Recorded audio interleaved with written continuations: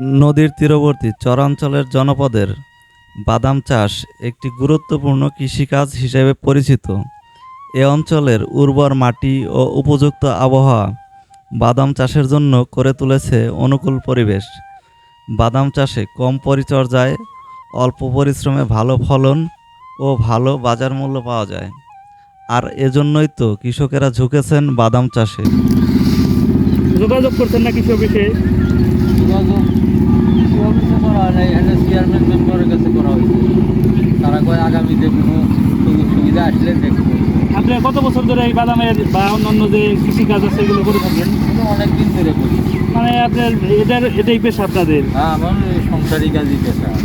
মানে একজন খাঁটি কৃষক বলতে যা বোঝায় তাই আপনারা, কিন্তু তারপর আপনারা সুযোগ সুবিধা পান নাই কোনো? না পাইনি।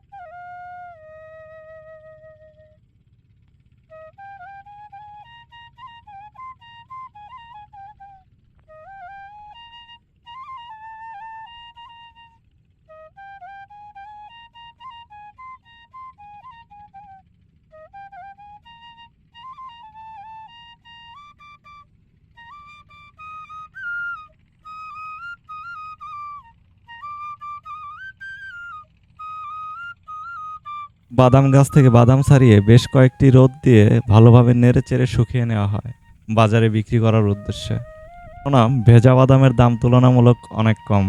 গ্রামের নারীরা তাদের জমিতে উৎপাদিত বাদাম গাছগুলো থেকে বাদাম ছাড়িয়ে নিচ্ছেন। এটি সাধারণত হাতের সাহায্যে করা হয়, যা সময় সাপেক্ষ হলেও তারা খুব আনন্দের সাথে করে থাকেন, একে অপরের সাথে গল্পের মাধ্যমে।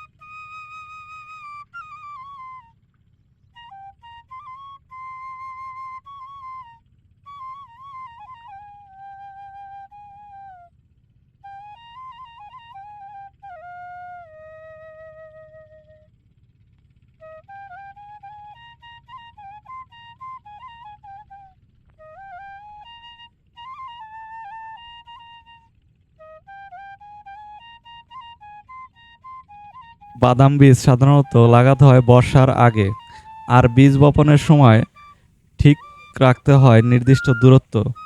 বাদাম চাষে প্রয়োজন হয় না খুব একটা সেচ প্রদান ও আগাছা পরিষ্কারের। পরিপক্ক হলেই গাছসহ বাদাম তুলে আনতে হয়। বাদাম পুষ্টিতে ভরপুর একটি খাবার। এতে প্রোটিন, ফাইবার, স্বাস্থ্যকর চর্বি, ভিটামিন যেমন ভিটামিন বি, ই এবং খনিজ উপাদান যেমন ম্যাগনেসিয়াম, পটাশিয়াম পাওয়া যায়। বাদাম হৃদরোগের ঝুঁকি কমায় এবং ওজন নিয়ন্ত্রণে রাখতে সহায়তা করে।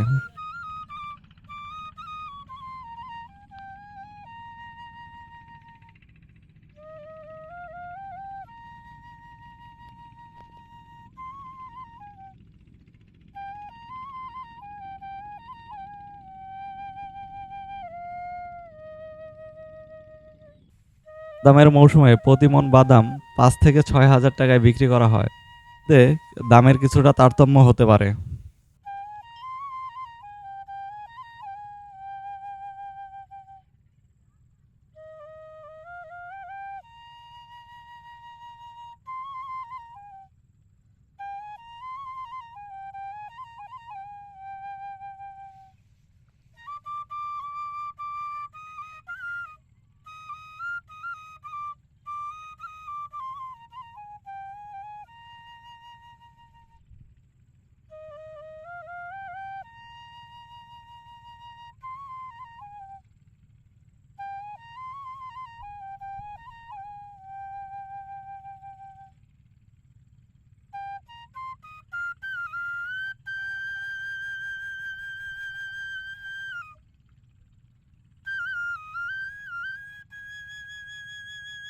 এতক্ষণ আমাদের সাথে থাকার জন্য আপনাদের সকলকে অসংখ্য ধন্যবাদ। ভালো থাকবেন, দেখা হবে আগামী কোনো পর্বে। আল্লাহ হাফেজ।